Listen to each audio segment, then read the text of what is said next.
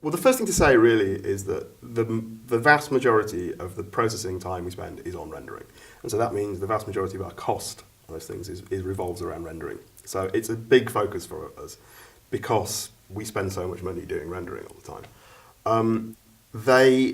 I think it's probably advancing the most, partly because the speed of computing is going up and has been going up for many years.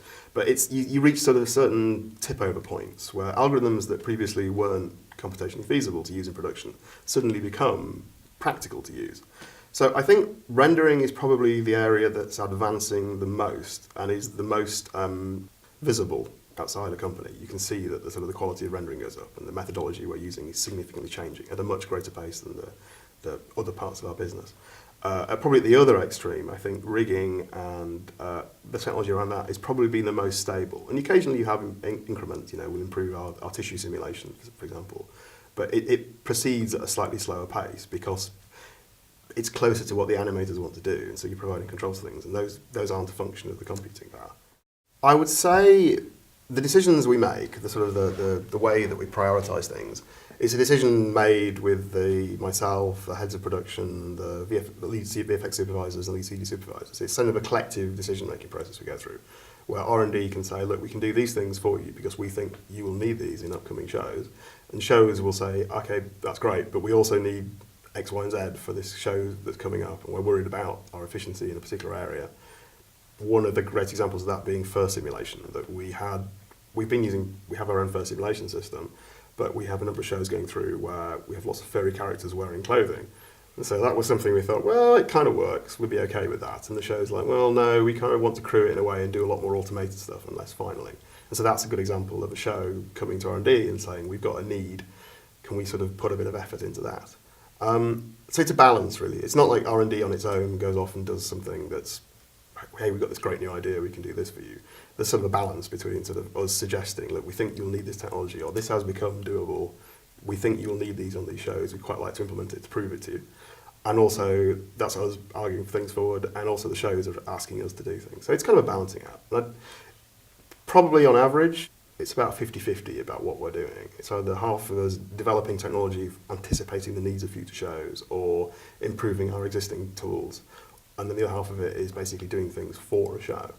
Probably the one that leaps to mind is the virtual production thing, which is sort of a fashionable buzzword at the moment. But really what it means is that it's VFX studios being involved on set and involved closely in the early production and being able to sort of help the production process by bringing CG techniques on set or to the director.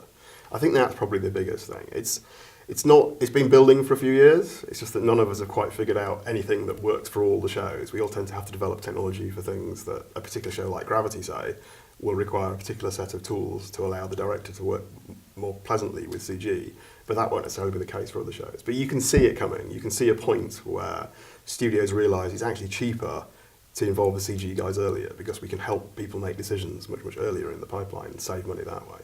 I think that's probably our biggest thing. It's not necessarily a technology leap that we're going to have to make, but the technology will be part of it. I think actually the biggest leap will be persuading the directors and the producers on the show to make decisions earlier so that you can prepare CG assets so you can see them on set, so you can sort of start to get a feel of what the real movie is going to look like earlier on, as opposed to waiting until you go into post. I think the point I'm making though is that I think in the next few years, the next year or two, it will become so common and it makes the movie making process demonstrably cheaper that the studios will start to impose on the directors, look, you kind of need to consider this as a way of making a movie. You can't just ignore it and leave it to the VFX supervisor to handle it. So the technology helps. The technology will improve the quality of what they're doing on the set. It will make it less intrusive. I think if you're making a movie at the moment and you're involving virtual production, there's an awful lot of technicians walking around with cables, and it's a bit intrusive.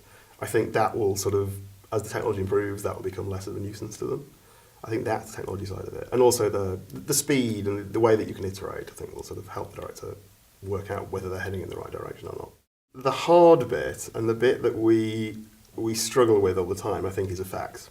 Not because we don't have technology for it, it's just that in most productions, a VFX supervisor or CD supervisor can look at an animation or a rig and say, okay, that looks like it's on track, it's maybe about 80% done, we'll be fine. Effects is either working or it's not. And so you have a sudden step change where the effect doesn't look very good, and then something magically works, and then you're finished. And so from an R&D point of view, because we're so heavily involved in our effects development, working with the effects department, we see that kind of the tension that ratchets up right until you flip the point where you go, oh, it looks fine. So it's not a very progressive thing, and so consequently from working with the production, it's the thing the producers and the supervisors tend to stress about the most, because they're not necessarily seeing the iteration speed, they're not getting it until it all finally gels and you get away with the effect. So that's probably the bit that our R&D team worry about the most, because everyone else worries about the most. So the positive thing, the thing that I like still, the thing that I get the most kick out of is, I'm a software engineer. I'm not an artist. I don't have that much of an eye.